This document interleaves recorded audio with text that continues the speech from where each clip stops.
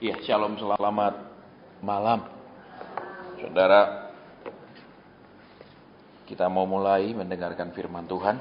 Kalau saudara lihat kenapa kursi ini dikurangi, karena pasti saudara akan terjadi ketika tidak ada konseling, ketika tidak ada doa pribadi, akan malas banyak yang datang. Sehingga saya katakan sama Edin, nyawa tolong sampaikan kepada pengurus di Borobudur untuk mengurangi kursi, karena pasti akan banyak yang tujuannya semata-mata untuk konseling tidak akan datang.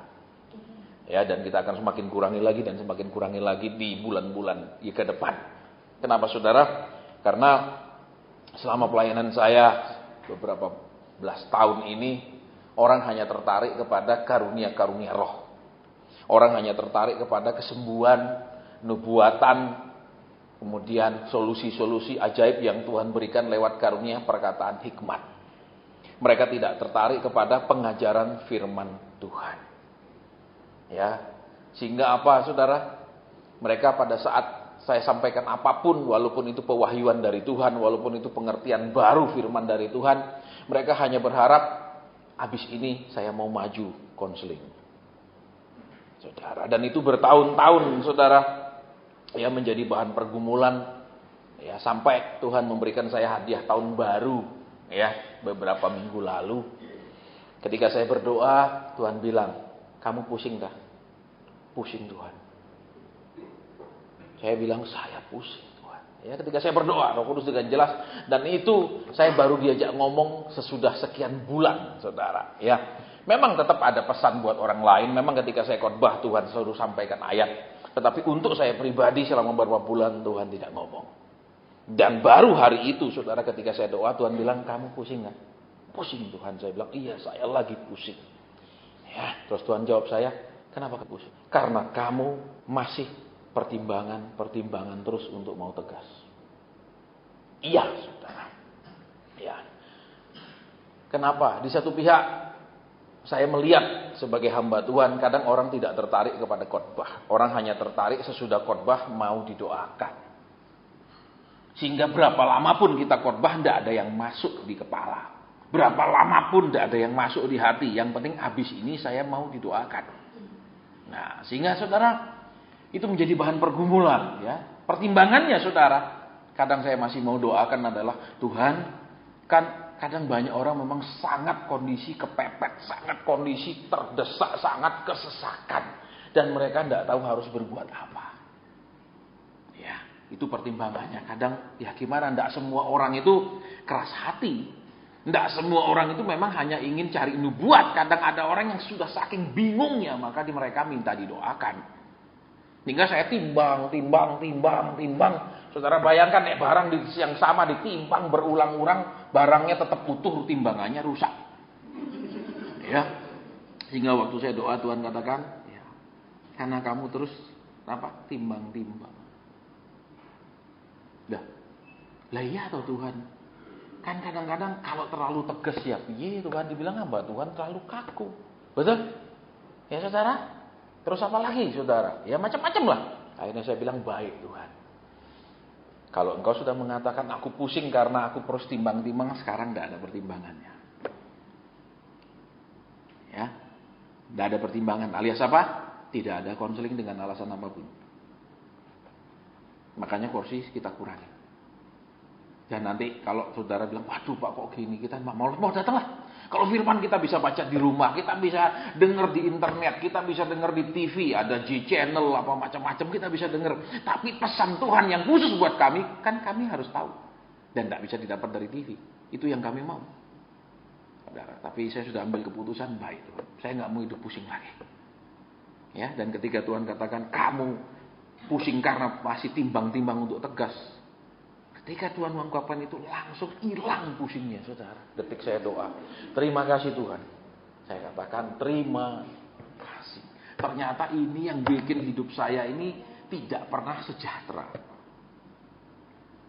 Ya, saudara, nggak bikin Karena kenapa? Waduh Tuhan kan kasihan, dia kadang dia stres ini karena dia tidak tahu jalan keluar Tuhan. Tanya hamba Tuhan, gembalanya dia tidak punya karunia perkataan hikmat, tidak punya karunia perkataan pengetahuan. Sehingga sekalipun dia, kalau karunia perkataan pengetahuan itu saudara nggak usah cerita, tahu itu kalimat perkataan pengetahuan. Orangnya situasinya begini, sedang menghadapi ini. Terus solusinya itu karunia perkataan hikmat. Ini loh caranya, ini loh. Itu pernah. Tidak semua orang kan diperlengkapi seperti itu. Jadi itu timbang lagi ya mungkin gini doang. Akhirnya stres dewi saudara. Ya. Terus akhirnya begitu Tuhan ungkap kamu pusing karena kamu timbang, hilang langsung saudara pusingnya. Terima kasih Tuhan. Ya saya katakan terima kasih. Berarti apa saudara? Firman adalah nomor 1. Alkitab tidak pernah bilang maka di surga juga nanti akan ada nubuatan lagi. Di surga ada penumpangan tangan lagi. Tidak ada, firman Tuhan dengan jelas katakan bahwa langit dan bumi boleh berlalu, tapi firmanku tinggal tetap. Jadi yang harus didengarkan, dituruti, diperhatikan adalah firman Tuhan. Amin. Ya, bukan nubuat, bukan cari jalan pintas. Orang Kristen sukanya cari jalan pintas. Saya punya masalah, apa jalan keluarnya? Apa solusinya? Tapi kalau diajar ini loh jalan-jalan Tuhan. Ini step by step, saya nggak butuh. Diajar rumusnya, saya nggak butuh rumusnya. Saya cuma mau tahu. Ya, soal nomor 17 itu A, B, C atau D jawabannya. Ingat lo rumusnya, enggak usah Pak ceritakan rumusnya. Cuman jawab aja nomor 16 A, B, C atau D. Gitu aja tuh gampang kok Pak. Kok berbelit-belit. Amin. Nah, itu yang kadang-kadang menjadi pergumulan kami hamba Tuhan. Saudara ya, tapi puji Tuhan sudah dilepas, jadi tetap tidak ada konseling, konslet dan lain-lain. Ya, dengan resiko mungkin bulan depan lebih dari separuh lagi tidak datang. Ya, bulan depannya lagi mungkin lebih lagi kita sudah ambil resiko. Kenapa? Loh Pak kok gitu? Ya karena Tuhan tidak bilang sama saya, kamu jangan tegas. Dia bilang, kamu pusing karena bertimbang-timbang terus untuk tegas. Loh berarti pusing saya ini karena saya tidak mau tegas. Masih kadang-kadang mikir lagi, kasihan. Mikir lagi kalau ketegasan keliwat kaku. Itu loh saudara ya. Jadi kalau sudah saya tidak ditegur untuk mengambil sikap itu, ya saya lanjutkan. Saudara ya. Jadi nggak tahu bulan depan mau dikurangi berapa lagi. Bulan depannya lagi dikurangi berapa lagi. Ya. Loh Pak kok suka cita, heran. Gimana ini? Ya itulah saudara ya. Nek hamba Tuhan tidak hidup dari jemaat Tuhan, enaknya di situ. Nggak pusing. Tapi kalau kita hidup dari jemaat Tuhan, dari persembahannya, kita hidup dari kolektenya, kita hidup dari perpuluhannya, pusing kita saudara. Ya, makanya kalau saudara perhatikan Yohanes Pembaptis tinggal di gurun, betul? Terus dia menyampaikan firman yang keras, maka saudara lihat dia tidak bisa makan gandum, makannya belalang. Ya karena firman yang disampaikan tegas maunya Tuhan itu, si yang menyampaikan harus kadang ada pengorbanan. Dia tidak bisa pakai baju dari sutra yang bagus, dia pakai baju dari kulit apa dah? Unta. Tidak nyaman, saudara bayangkan nek pakai baju dari kulit terus kulitnya itu maaf bulu-bulunya belum dibersih, no bayang no nusuk-nusuk gadele. Saudara, betul? Ya tapi itu resiko yang harus diambil ketika sudah menjadi hamba Tuhan. Pak saya tidak mau ambil resiko jadi yang tidak enak, saya cuma mau resikonya jadi diberkati dan kaya. Nah ini saudara, tidak ada. Ya baik, sekarang kita mau buka kebenaran firman Tuhan. Ya, saudara jangan takut ya, debatnya kan mulainya jam 8 lebih, betul? Ya, dan saudara tidak akan ketinggalan. Kalaupun ketinggalan bisa dengar cerita, amin. Nanti bisa download di YouTube lagi, direkam loh saudara, amin. Ya walaupun apa yang hasil di Jakarta tidak mempengaruhi orang Semarang, amin. Loh ya toh, betul. Siapa yang jadi apa di Semarang tidak mempengaruhi Semarang kok, amin. Semarang ya Rob, betul saudara, tidak pengaruh, amin. Baik, sekarang kita buka kebenaran firman Amsal pasal 28 ayat ke-9. Sudah ketemu? Amsal 28 ayat ke-9. Ya, saya akan bacakan demikian bunyi firman Tuhan. Siapa memalingkan telinganya untuk tidak mendengarkan hukum, juga doanya adalah kekejian. Sama terjemahnya saudara punya dengan yang saya baca? Sama? Baik, jadi yang saya baca juga itu persis tertulis di dalam Alkitab yang saudara punya? Saya tidak berubah-ubah kata-katanya? Iya. Amsal 28 ayat ke-9. Ya, siapa memalingkan telinganya untuk tidak mendengarkan hukum, juga doanya adalah kekejian.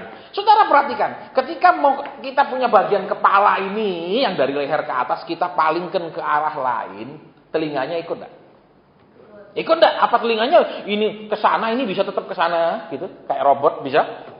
Kemana kita memalingkan ini bagian kepala, telinga ini akan ikut.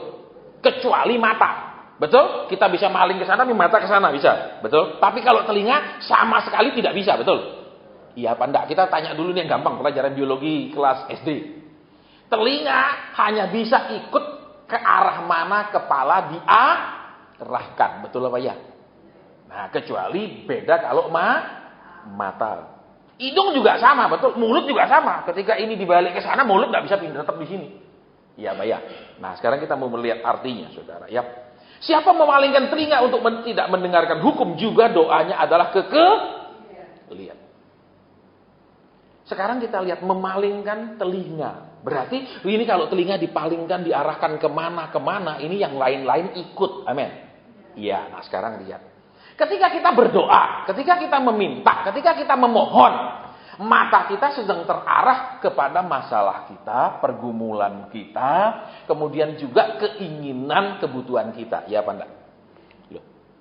Kalau saudara dan saya, Tuhan, tolong berkati aku, kirimkan mobil. Sekarang atas kita sedang mengarah, pikiran kita juga sedang memikirkan mobil. Amin.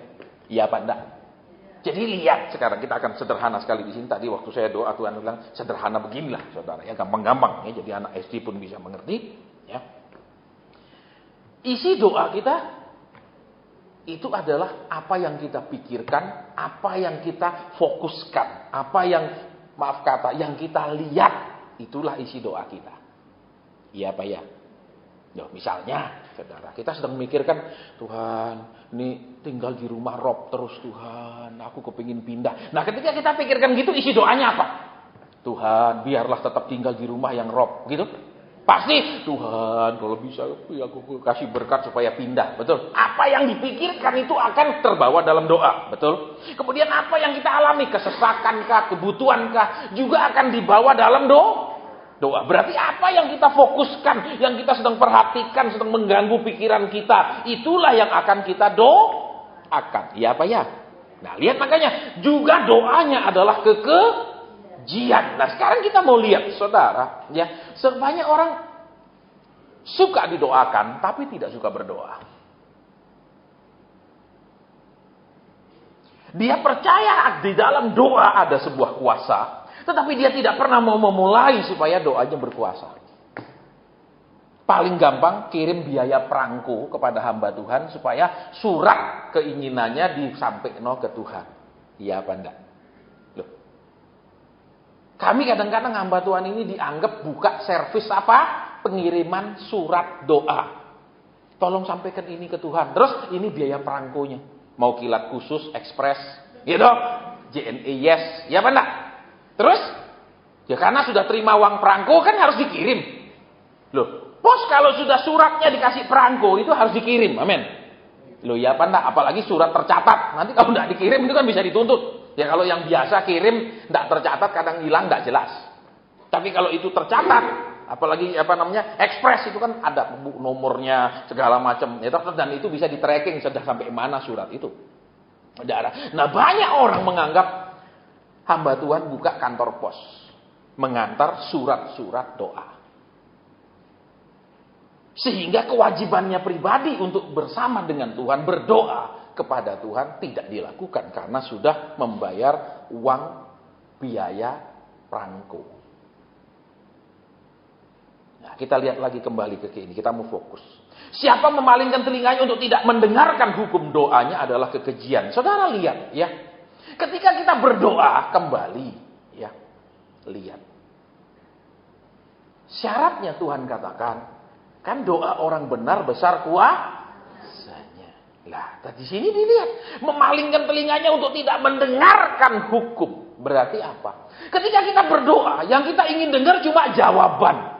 Ketika kita berdoa, yang kita ingin dengar janji Tuhan apa. Kemudian ketika kita berdoa, yang kita ingin dengarkan adalah kapan Tuhan jawab? Misalnya tahun depan ya aku jawab. Tetapi jarang ketika kita berdoa, kita ingin mendengarkan hukum-hukum Tuhan. Tolong diperhatikan. Ya, di dalam banyak pelayanan saya, saudara, saya ketemu orang yang mengundang saya, bahkan rela membayarkan tiket saya, menaruh saya di hotel bintang 5, tetapi tidak mau mendengarkan teguran Tuhan. Yang mereka mau apa? Saya undang Bapak, saya ingin Bapak doakan ini masalahnya, ini doakan. Tapi ketika kadang begitu saya dijemput, Tuhan sudah ngomong, kasih tahu dia ini. Ngomongnya, saya ngundang Bapak enggak untuk itu. Saya ngundang Bapak untuk ini loh, masalah saya ini saya ingin Bapak doakan. Saya enggak butuh selain masalah saya ini. Saya pernah kasihkan sama saudara kan. Saya diundang. Saudara. Terus datang. Terus Tuhan tegur dia. Dia bilang apa? Saya undang Bapak bukan untuk tegur saya. Saya undang Bapak untuk tegur suami saya. Loh. Saudara seakan-akan lihat. Ketika orang berdoa, yang dia inginkan apa? Tuhan menjawab hal yang berhubungan dengan doanya. Tuhan bicara merespon apa yang menjadi pokok doanya. Aneh tuh. Jadi yang mengendalikan pembicaraan siapa? Yang berdoa. Terus Tuhan tidak pada pilihan lain selain menjawab apa yang dia doakan. Loh, sebenarnya seperti seorang anak kalau saudara sudah jadi orang tua, Ma, minta ganti HP. Lah ya, tapi kamu punya nilai kok jelek. Pokoknya aku minta HP. Tidak usah ngomong nilai, Mas. Loh, terus dia jadi orang tua. Lihat, bukankah ketika seorang anak meminta, kadang jawaban kita bukan iya dan tidak, tapi kadang jawaban kita teguran, kadang jawaban kita mengingatkan dia sesuatu, kadang jawaban kita harapan kita kepada dia, betul? Halo? Iya Pak ya? Yang jadi orang tua yang punya anak angkat tangan. Yang jadi orang tua punya anak angkat tangan. Turunkan. Yang orang tua tidak diakui oleh anak angkat tangan. Ada. Saudara kita lihat ya yang jadi orang tua. Ketika anakmu bilang, Pak, aku kepingin anu. Kadang-kadang kan jawabannya bukan iya dan tidak. Bukan iya nanti. Betul. Jawabannya kadang teguran. Betul. Betul apa tidak? Nah, tetapi di sini saudara lihat firman Tuhan bilang. Ya. Memalingkan telinga. Doanya adalah Jadi dia tetap berdoa. Dia tetap meminta. Dia tetap mencari Tuhan. Tetapi dia memalingkan telinga. Berarti apa? Kalau telinga dipalingkan berarti aku cuma mau dengar yang lain. Aku tidak mau dengar yang mau diomongkan. Loh, misal sana ada sesuatu terus saudara dengarnya ke sana. Saudara mau dengar yang di sana loh. Betul. Kemana telinga ini diarahkan? Itu untuk mendengar ke arah yang mana. Betul apa ya? Sama seperti orang misalnya nyetel audio mobil. Ya kan disetel sini. Terus dia dengar telinganya sebelah sini punya gimana? Sebelah sini. Ya dong. Arahnya kan di setel sana, setel sini. Betul, kecuali yang sudah lihai nyetel. Ya, teman saya ada lihai nyetel. Bahkan speaker yang sama merek, dia bisa bedakan suara. Sama tipe. Dia bilang, ini lebih benar. Karena memang dia punya karunia di telinganya untuk nyetel audio. Kalau saya enggak punya, saudara. Buat saya pokok enak denger, wis selesai. Saudara, buat dia enggak. Ini kurang. Dia bilang, ini anunya kurang. Wah, dia ngerti, dia setel lagi. Lah dia ngerti, nek saya enggak. Buat saya, ya pokok sudah enak denger, wes lah. Buat dia enggak ada kekurangannya. Makanya kalau lihat perlombaan audio kan ada juri yang ngerti audio. Bukan yang enggak ngerti apa-apa. Nah, kembali yuk di sini. Doanya adalah Jadi orang-orang yang suka berdoa, orang-orang yang tetap berdoa, orang-orang yang tetap cari Tuhan, tetap berharap sama Tuhan, mohon kepada Tuhan, belum tentu telinganya ingin mendengar apa respon Tuhan, apa jawaban Tuhan, apa pesan Tuhan. Buktinya lihat. Mereka berdoa tapi memalingkan telinga. Dari mana? Untuk tidak mendengarkan hukum. Yang mereka ingin dengar apa? Jawaban. Yang mereka ingin dengar apa? Promosi. Yang mereka ingin dengar apa? Janji berkat. Yang mereka ingin dengar apa? Nubuat yang enak-enak. Tadi di radio kan sudah saya sampaikan. Banyak nubuat tidak terjadi. Ketika sesudah nubuatan itu ada yang namanya apa? Petunjuk step by step supaya nubuatan terjadi. Ya toh? Betul, kalau di zaman perjanjian lama, ketika ada nubuatan, tidak ada step by step-nya. Kenapa? Karena Yusuf waktu dibilang dia akan jadi penguasa, step by step-nya dia tidak tahu. Betul, sesudah dia ngalami, kemudian apa? Musa mencatat semuanya kan, menjadi 5 kitab pertama daripada perjanjian lama. Berarti apa? Dulu tidak tahu, sekarang masih tahu karena sudah tertulis toh.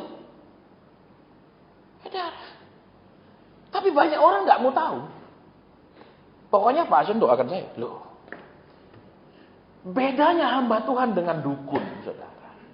Satu, ya jelas kuasanya dari mana berbeda. Yang kedua, saudara, bedanya hamba Tuhan dengan dukun. Kalau dukun, saudara ya, syaratnya itu dia yang akan lakoni, bukan yang datang cari dukun. Mungkin hanya sedikit yang dilakoni oleh yang cari dukun. Misalnya, ya nanti ini tolong taruh di rumah, tolong taruh di bawah bantal atau apa. Syaratnya sedikit. Kenapa? Karena itu dukun. Tetapi kalau itu hamba Tuhan, yang mengerjakannya adalah yang mencarinya 100%, bukan yang menyampaikannya. Itu bedanya. Terus yang ketiga, kalau saudara dan saya perhatikan, ya. Kalau itu perdukunan, yang akan dituruti semua. Dijanjikan semua akan terpenuhi. Kalau itu firman Tuhan, kadang bukan harapan yang akan dijawab, tapi teguran yang akan keluar. Betul? Ingat contohnya. Orang tidak suka diajar, tapi tetap berdoa. Saul. Betul?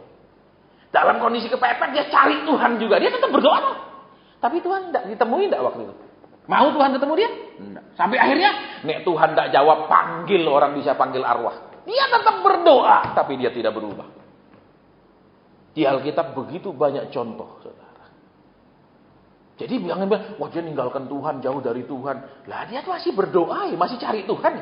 Tapi dia tidak menyukai hukumnya Tuhan. Dia tidak menyukai firman Tuhan. Dia tidak menyukai pengajaran Tuhan. Sukanya memanfaatkan Tuhan tok. Jadi, kita punya Tuhan itu dia raja atau dia raja jin. Kan saudara sering nonton dulu Jin dan Jun. Begitu dibutuhkan, jin! Ya tak? Betul? Terus jinnya nurut toh? Jinnya tidak pernah begini. Ya, nurut terus, betul. Nah kita punya Tuhan, maunya kita kayak gitu punya Tuhan. Tuhan minta mobil kirim, Tuhan minta rumah kirim, Tuhan minta ganti istri kirim, Tuhan minta kirim gitu. Saudara tolong perhatikan di sini. Ya. Kita punya doa, kita punya kerinduan, kita punya masalah, kita punya pergumulan, kita butuh jawaban, makanya ada doa. Terus, tetapi sikap kita memalingkan telinga, tidak mendengar hukum. Karena fokus kita cuma, aku sedang susah Tuhan, aku tidak butuh diajar, aku tidak butuh berubah, tolong dulu, nanti aku berubah. Lihat deh, memalingkan telinga. Aku tidak mau dengar yang itu. Aku mau dengar yang lain. Kenapa? Karena kalau dia memalingkan telinganya lurus ke depan, dia mau dilihat dan mendengar yang di depan dia ngomong. Tapi kalau dia membelokkan ke tempat lain, dia mau dengar yang lain.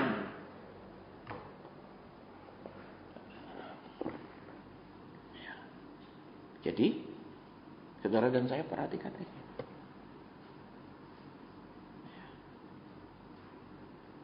Jangan bilang, tapi Pak, saya baik-baik saja. Saya masih kecukupan. Saudara punya anak walaupun ngelawan saudara, saudara tetap pelihara dia, kasih makan dia. Betul? Betul. Tapi bisa dia tidak sesuai dengan mau saudara. Betul? Halo? Betul apa ya? Ibu-ibu, bapak-bapak? Sama dengan Tuhan. Tuhan tetap pelihara kita, kasih makan kita. Karena dia Bapak yang baik. Tetapi belum tentu kita ini sudah seperti yang dia mau. Bisa terus-terusan masih.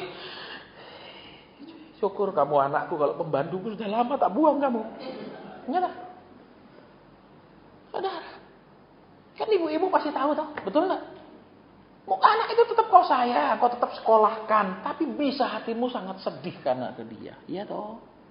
Bisa hatimu sangat luka karena dia, tapi kau tidak bilang karena kau lukai papa, tidak tak kasih makan, berhenti kau sekolah, tak pelihara, tak usir, tidak. Jadi banyak orang saudara, karena pemeliharaan Tuhan tetap terjadi, berkat Tuhan tetap ada, mereka merasa there is nothing wrong in me. Gak ada yang salah sama aku, buktinya semua baik. Mereka tidak mengerti hati Bapa, saudara. Bapa tetap baik pelihara kita, tapi belum tentu kita menyukakan hati dia. Bapa tetap anugerahkan kita kebaikan, tapi belum tentu kita itu bikin dia senang. Jadi kembali ke sini. Memalingkan telinga. Aku tidak mau dengar yang mau dikatakan, aku mau dengar yang lain. Saya sering dibegitukan, saudara. Makanya kalau orang ngundang saya dulu, saya bilang, sudah pernah dengar khotbah saya? Sudah, Pak. Siap dengar lagi yang keras? Saya harus datang. Kalau enggak. Kenapa maunya dia? Wah, Pak Asen kan dilengkapi banyak karunia. Itu aja, Pak. Khotbahnya 15 menit saja. Sesudah itu jemaat saya suruh maju semua. Bapak nubuatkan satu-satu. Lalala. Aku buka ilmu perdukunan dan peramalan. Halo. Memang hamba Tuhan diperlengkapi dengan karunia. Itu cuma perlengkapan. Tugas utamanya dia mengajar. Bukan menubuatkan umat Tuhan. Tugas utama dia mengajar umat Tuhan langkah demi langkah nurut Tuhan. Bukan memberitahu umat Tuhan jalan pintasnya apa tanpa nurut. Ya. Jadi, memalingkan telinga. I just want to hear what I want to hear. Aku cuma mau dengar yang aku ingin dengar. Jangan bicara kepadaku, jangan sampaikan kepadaku yang aku tidak ingin dengar. Banyak orang seperti itu. Dia berharap kami ini hanya nyampaikan pesan ke Tuhan, terus bawa pesan yang dia harapkan dari Tuhan. Mana bisa? Nggak pernah bisa. Makanya tadi saya khotbah di radio kan. Kita harus mengerti Tuhan yang paradoks. Tuhan yang sepertinya berlawanan. Dia penuh kasih, tapi dia tegas.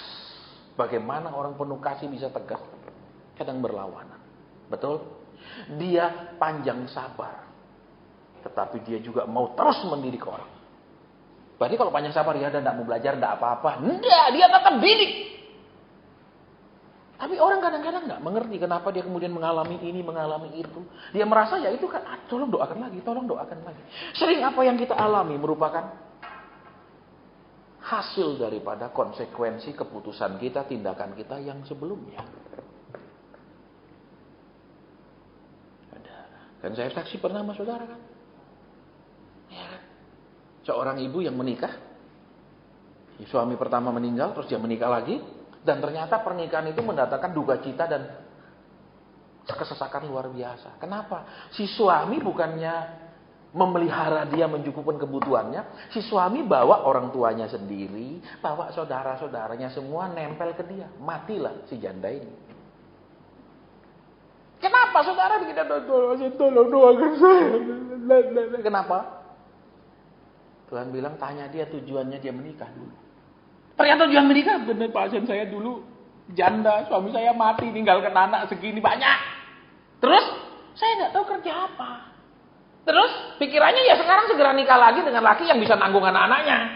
Dan dia menikahlah lagi dengan orang percaya yang dia berpikir bisa nanggung anak-anaknya. Ternyata orang ini, maaf kata, begajulan. Terus bawa mamanya, bawa saudara-saudaranya malah meninggal di rumah janda ini. Maboklah janda ini, saudara. Tanpa dia perlu minuman keras, dia mabok. Ya, dan datang kalau Tuhan bilang tanya dia tujuannya nikah. Iya benar, saya tujuannya supaya ada yang nanggung anak-anak saya. Lah, itu kan konsekuensi daripada tindakan dia sebelumnya. Saya kita melihat apa yang terjadi dalam hidup kita itu sebagai hal-hal yang terpisah sendiri. Kita lupa ada hukum kausal. Penyebabnya apa? Kemarin saya khotbah di kota lain, saya bilang, kenapa banyak ibu-ibu menderita sekarang? Kenapa banyak ibu-ibu sampai sekarang diperlakukan tidak layak oleh suaminya? Itu karena bodohmu dulu. Bukan karena setan baru ganggu engkau, bodohmu dulu. Betul? Nek dia uber-uber engkau tolak, enggak seperti sekarang nasibmu. Nah, iya toh? Iya enggak? Bisa jadi lebih buruk, bisa jadi lebih baik. Amin. Loh iya toh. Kok ibu-ibu pada diem-diem gini? Heran saya. Iya kan? Itu kan konsekuensi dari pilihan, konsekuensi dari keputusan, betul? Dan buatlah pasanganmu bisa mengatakan, kamu adalah keputusan terbaik yang pernah aku buat di hidupku. Jangan bilang, kamu adalah keputusan terburuk di hidupku. Nikahi kamu adalah keputusan yang paling salah. Itu kan konsekuensi, betul? Tapi Pak, dulu saya tidak tahu. Karena kan tidak pernah diajar peka dan lain-lain. Lah sekarang makanya ajar anak-anakmu peka. Belajarlah peka. Kan karena umur kita masih panjang. Betul, sampai hari kiamat. Amin. Lah entah kiamat kecil kita yang mati atau kiamat besar semua mati ya kan macam-macam gitu. Saudara, terus nanti sampai datang Tuhan, ya Tuhan datang maksudnya pulang. Ya ada Tuhan didatangi pribadi suruh pulang, ada didatangi masalah, ada yang lain-lain kok. Saudara, baik. Jadi kembali doa tapi memisahkan dengan kehendak Tuhan. Doa tapi hanya ingin jawaban seperti yang didoakan. Doa dan tetap ingin respon Tuhan seperti yang kita harapkan. Bayangkan kalau saudara jadi bapak, anak minta apa terus saudara tegur sedikit dia ngamuk. Nggak usah tegur-tegur Pak, aku cuma minta anu kok. Kasih apa enggak? Loh gitu tapi ya nak. Halo. Bukankah ketika anak minta kadang-kadang itu waktunya saudara punya kesempatan tegur dia, ingatkan dia. Halo, termasuk memberikan syarat kepada dia. Betul apa ya? Ya kalau nilaimu baik, apa aja. Misalnya, mau ke luar negeri lah, lihat salju. Kan di gereja lihat salju dari kapas, hangat. Loh ya dong. Nih, ini Indonesia negara tropis kan saljunya dari kapas, betul? Kasih pohon, kasih kapas-kapas di bawah, amin. Terus pasti saat, ya oke, kalau nilaimu bagus. Kan itu waktu dia meminta, itu ada waktunya kita mengungkapkan kerinduan kita kepada dia. Amin. Nah tapi orang Kristen seringkali minta sama Tuhan, Tuhan tidak boleh ngomong apa-apa. No. Kerinduannya Tuhan supaya dia berubah, kerinduan Tuhan supaya dia perbaiki kelakuannya. Tidak boleh, saya cuma minta ditolong, saya cuma minta diberkati. Lah ini model apa anak? Tadi waktu saya doa Tuhan ngomong. Orang cuma ingin mendapat jawaban persis seperti isi doanya. Ya tidak bisa toh. Betul. Nah ini loh yang sudah jadi ibu bapak ini. Seringkali kan anakmu minta apa kau jawab lain-lain. Amin. Iya apa enggak? Kau enggak cuma jawab iya, nanti atau tidak. Betul tidak? Tiga itu loh jawabannya. Kadang kau mulai tegur dia. Amin. Amin. Kadang kau kasih syarat dia. Amin. Kok agak diam begini? Pak, janganlah awal tahun khotbah begini. Khotbahlah tentang tahun ini Tuhan akan tolong. Tahun ini terobosan. Tahun ini ditinggikan, dipromosikan. Amin. Saudara.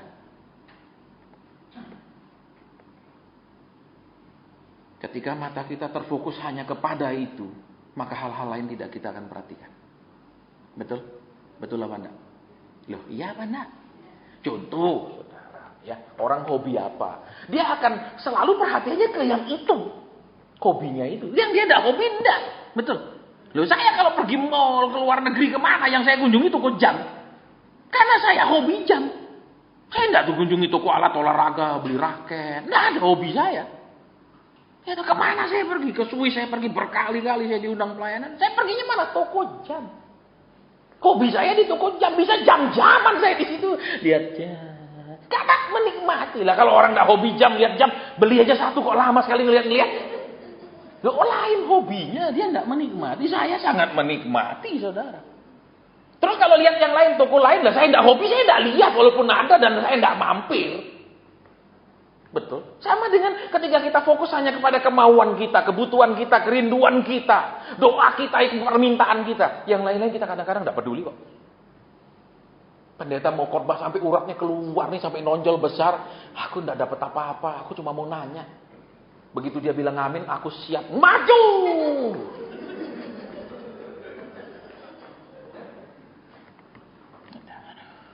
Kembali ke kebenaran. Tuhan bilang doanya adalah kekejian itu apa? Bukan hanya sekedar najis. Kekejian itu lebih daripada najis. Kalau najis itu sesuatu yang membuat orang terhalang datang sama Tuhan. Sesuatu yang kotor yang membuat orang tidak layak mendekati Tuhan. Itu yang najis. Tetapi kalau kekejian sesuatu yang bikin hati Tuhan benci banget. Beda levelnya. Saudara jijik sama benci beda loh. Betul. Tingkatannya lebih serem kalau keji. Banyak orang, tapi buktinya saya masih baik-baik. Dia tidak mengerti kasih karunia. Tuhan tetap pelihara, tapi bisa hati Tuhan masih sangat luka. Tuhan tetap berkati. Lihat saudara. Orang Israel pernah tidak Tuhan lupa turunkan mana? Tidak pernah. Dia tetap dipelihara. Dia ngelawan pun. Nyakiti Tuhan pun. Sampai Tuhan bilang, berapa hari pengintai itu pergi mengintai, sekian tahun kamu akan. Dari hari dirubah menjadi tahun oleh Tuhan. Betul? Dari hari dirubah menjadi tahun. Tapi Tuhan turunkan mana terus enggak? Turunkan, tetap dipelihara oleh Tuhan. Tuhan tidak bilang kamu ngelawan, mana sekarang tidak ada, makan tuh pasir di padang gurun. Tidak ada. Tuhan tetap pelihara. Jadi pemeliharaan Tuhan jangan kemudian membuat kita lengah. Jangan membuat kita menyangka bahwa hidup kita ini aman-aman di mata Dia terus. Nanti kalau sudah dihancurkan Tuhan baru, apa dosaku? Bukan.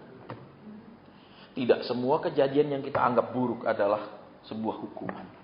Bisa jadi semua yang buruk itu adalah ujian. Semua yang buruk itu adalah persiapan.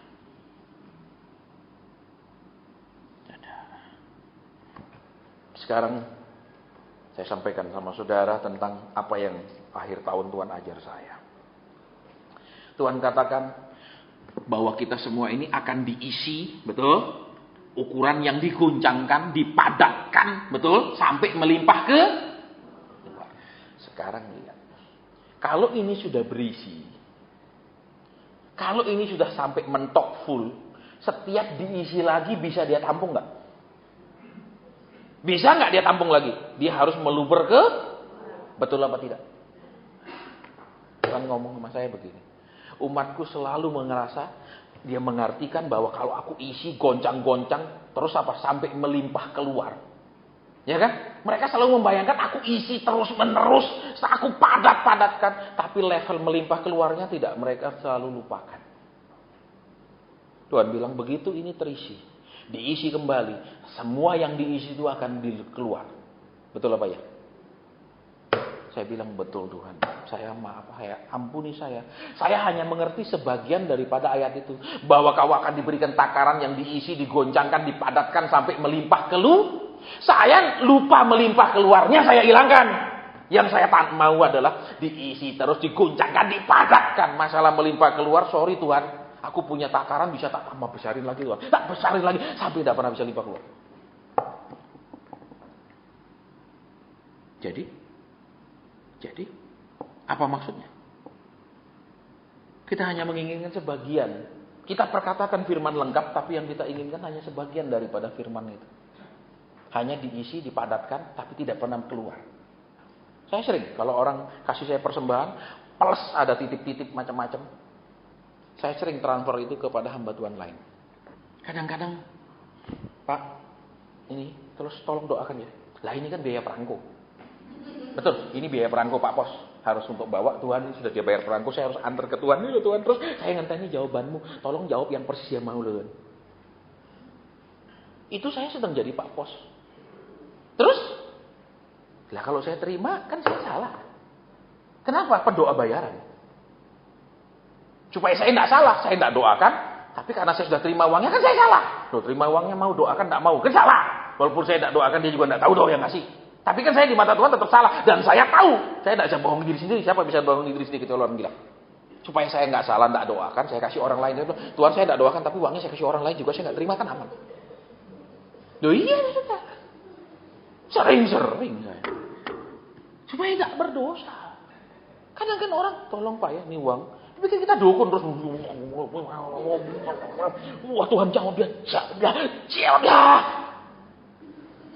Terus jadi apa kita lama-lama saudara? Makanya tema tahun ini tulus dan murni dan semua dilakukan murni. Lah suami istri bisa enggak murni loh. Ketika dia masih muda, gampang cari uang, bisa banyak uang. Sayang, koko. Begitu dia nggak bisa cari uang, bentak-bentak, hendak murni. Betul? Halo? Ya apa enggak? Begitu istri masih seksi, lekuk-lekuk di mana-mana. Terus begitu dan nikah kembung di mana-mana. Cintanya lain, enggak murni. Loh iya. Halo? Segala yang bersyarat itu tidak murni. Makanya umat Tuhan seringkali sampai hari ini diajar tidak pernah tulus. Diajar antar persembahan bukan sebagai sebuah persembahan, tapi investasi. Antar nanti kembali. Antar nanti dilipat. Namanya persembahan itu kasih, selesai. Namanya mempersembahkan, bukan menginvestasikan, bukan menanam modal. Tapi kita selalu diajar antar. Nanti Tuhan lipat, gandakan. 100 kali ganda, 1000 kali ganda, 10.000 kali ganda. Ada enggak pernah Tuhan ngomong kalau kau antar 1 kambing aku ganti 1000 kambing. Kau antar 1 domba aku ganti 1000 domba. Ada? Nah, yang namanya persembahan itu memang diantar untuk Tuhan. Tidak lain. Jadi kembali ke sini. Siapa memalingkan telinganya untuk tidak mendengarkan hukum? Doanya adalah keke. Jadi kalau kita masih tetap mau berdoa, kita tetap butuh Tuhan, kita tetap mau berseru sama Tuhan, jangan berharap jawabannya selalu persis seperti yang kita mau.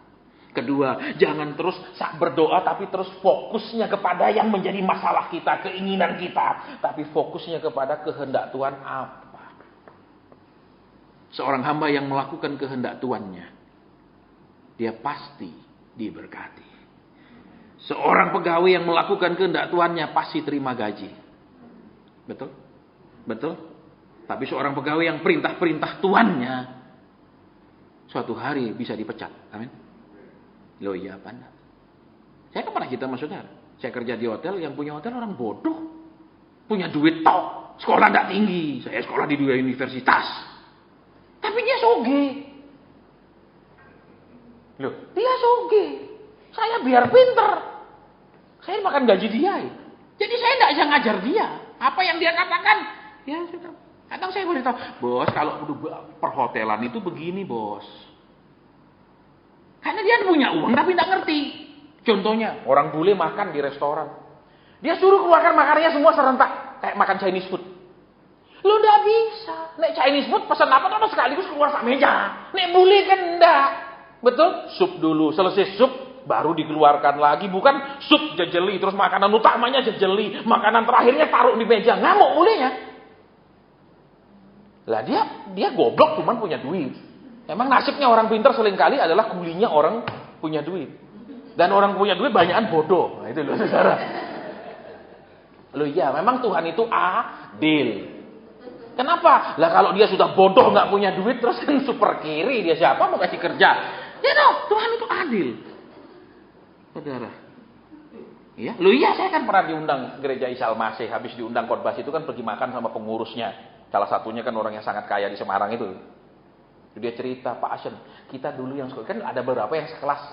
Waktu tengah makan meja gede itu di apa namanya di apa namanya lah. Ya. Tuh, terus itu loh Pak Asen, teman-teman kita dulu yang sekolahnya pinter-pinter itu tetap jadi pegawai Pak Asen. Kita ini dulu sekolah bodoh-bodoh semua jadi bos.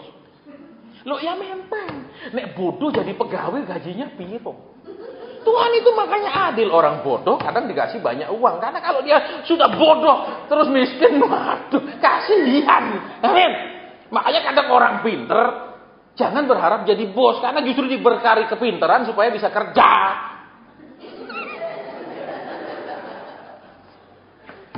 Loh, tidak enak ceritanya. Loh, itu sering saya perhatikan, saudara.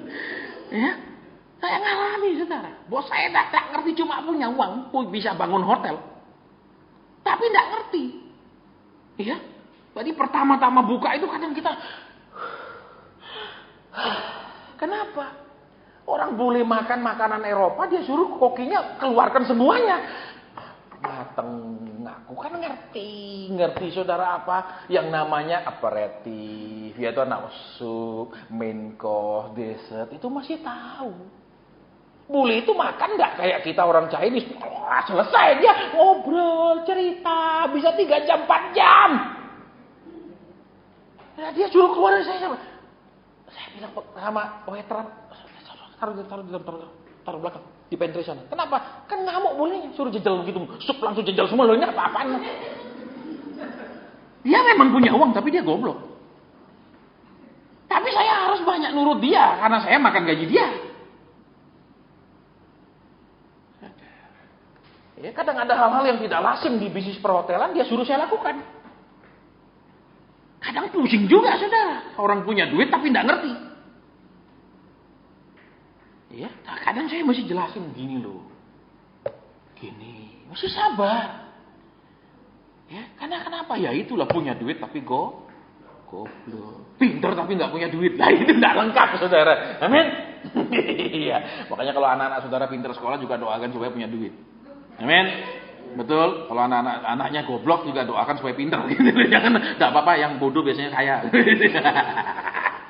Ya, oke. Jadi yang kaya jangan tersinggung, yang miskin jangan tersinggung. Amin. Oke, kita lihat lagi. Memalingkan telinga. Jadi, telinga kita ini begitu khususnya kita pakai. Coba lihat, waktu Tuhan menciptakan telinga, itu yang jelas bukan supaya Adam bisa dengar suara burung, betul? Dengar auman serigala, singa, betul? Yang jelas ketika Tuhan kasih dia telinga supaya Tuhan bisa ngomong sama dia, atau tujuan utamanya di taman itu, betul? Loh, karena Pak dikasih telinga supaya dengar ada singa, supaya dia lari lah. Di taman itu kan tidak ada singa. Ular, ya maksudnya kenapa? Ular kalau jalan tidak ada suaranya, amin. Loh, ya enggak? Jadi kalau kita lihat, renungkan benar-benar. Itu kan tujuan pertama Tuhan, supaya Tuhan bisa ngomong sama dia. Kasih telinga. Tapi kita kebalik sekarang. Telinga yang Tuhan ciptakan supaya kita bisa dengar dia, kita lebih banyak pakai mulut supaya dia dengar kita.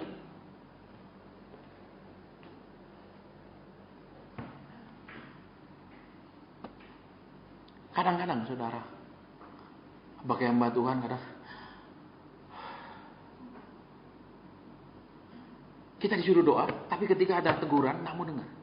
Ketika ada nasihat, tak mau lakukan. Ketika ada perintah, pikir panjang untuk kerjakan. Saya hanya mau, Pak Asen tolong doakan ini ya. Tolong ini saja, ini dulu. Ya, saya begini loh, ini.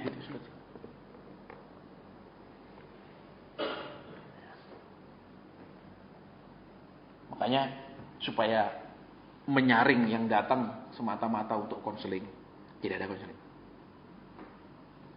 Tidak doa pribadi. Tahun 2002 sudah saya lakukan. Tidak punya uang sama sekali, tidak punya tabungan. Tuhan bilang, berhenti konseling. Tidak ada jadwal. 1 tahun ke depan kosong total. Tahun 2002 saya difitnah seorang hamba Tuhan. Fitnahnya bukan jinah, bukan apa. Cuma difitnah. Dia itu pemberontak. Semua orang langsung memusuhi saya. Gereja-gereja besar yang undang saya langsung memusuhi saya. Cuman karena jangan undang dia pemberontak. Dan itu dikasih tahu gereja-gereja besar. Dia datang sendiri ke gereja besar-besar itu. Karena dia terkenal. Jangan undang lagi. Jangan undang. Habis jadwal saya setahun, semua batalkan. Tiba-tiba gereja-gereja bilang, maaf Pak. Jadwal Bapak kami batalkan. Kami batalkan. Semua tiap telepon kami batalkan. Jadwal saya hanya konseling. Dan itu pun Tuhan katakan, berhenti. Saya katakan, oke Tuhan. Saya nggak tahu mau makan apa lagi. Tidak ada pelayanan. Uang tidak ada zaman itu. Tapi saya nurut. Saya ingat itu tahun 2002. Dan sampai hari ini Tuhan pelihara saya, nggak ada masalah. Jadi miskin kalau taat. Sementara. Jadi kekurangan kalau taat. Sementara. Orang yang tidak mengambil risiko tidak akan mendapat apa-apa. Seorang nelayan punya katakanlah umpan, ya punya apa namanya, udang katakan 2 kilo. Dia bilang daripada saya pergi mancing nanti pas belum tentu kan kadang umpan kita telat tarik hilang umpannya tapi ikannya tidak dapat yang biasa mancing. Ya enggak? Daripada saya pergi mancing belum tentu dapat nanti ikan udangnya habis dimakan ikan, mending saya goreng. Lah matilah dia habis goreng. Dia harus berani mengambil nelayan aja berani ngambil risiko pergi mancing. Betul. Orang Kristen kadang nggak pernah berani mengambil risiko untuk taat. Pikir dulu panjang. Kadang Tuhan bilang nelayan aja punya iman dia pergi mancing dapat ikan. Dia melaut dengan modal kapal dengan modal apa lagi? BBM. Ada laut begitu luas tapi dia mengambil risiko untuk pergi mancing. Betul. Kenapa orang Kristen tidak berani ngambil risiko taat? Siapa yang jamin kalau dia pergi mancing dapat ikan? Tidak ada. Tapi kalau kita Tuhan yang jamin pun kita nggak percaya. Kita punya iman kalah sama para nelayan. Kita punya iman kalah sama petani. Padahal kita mental petani. Tabur maka kamu akan menuai. Itu kan mental petani. Tapi rohnya, maaf kata imannya tidak seperti petani. Nek saya tabur, hidup enggak. Nanti hasil lebih. Mental petani tapi iman tidak petani. Heran. Halo. Lihat kebenaran di sini. Kita mau jawaban yang kita mau. Padahal saudara, Tuhan berhak mengapakan hidup kita. Dia Tuhan. Tuhan tidak bisa diturunkan lewat demo. Betul? Tuhan tidak bisa dikritik lewat demo. Tidak bisa. Tuhan tidak bertanggung jawab ke siapapun. Betul? Betul? Tapi dia bertanggung jawab kepada firman-Nya sendiri. Kalau dia bilang, aku sudah katakan, itu yang aku kerjakan. Jadi sekarang, jangan terus memaksa Tuhan ketika doa untuk mendapatkan jawaban yang kita mau. Jangan terus memaksa Tuhan waktu berseru untuk menerima respon yang kita harapkan. Jangan terus menjerit kepada Tuhan untuk menerima semua kebutuhan kita. Izinkan Dia menulis hukum-hukumnya di roh hati kita. Doa orang benar besar kuasanya. Sudah tidak waktunya lagi kita jadi Kristen main-main. Hanya ingin dijawab, tapi tidak boleh ditegur. Tidak waktunya kita hanya cari nubuat, tapi tidak mau terima nasihat.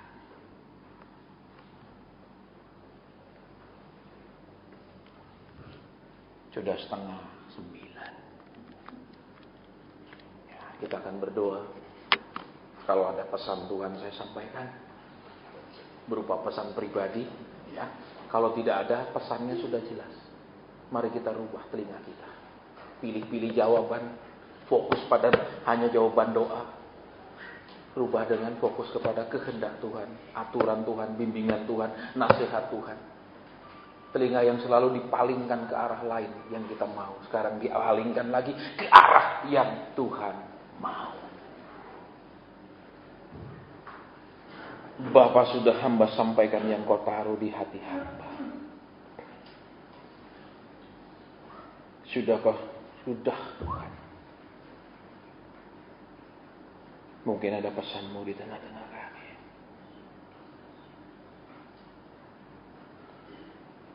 Mungkin ada pesan-Mu di tengah-tengah kami.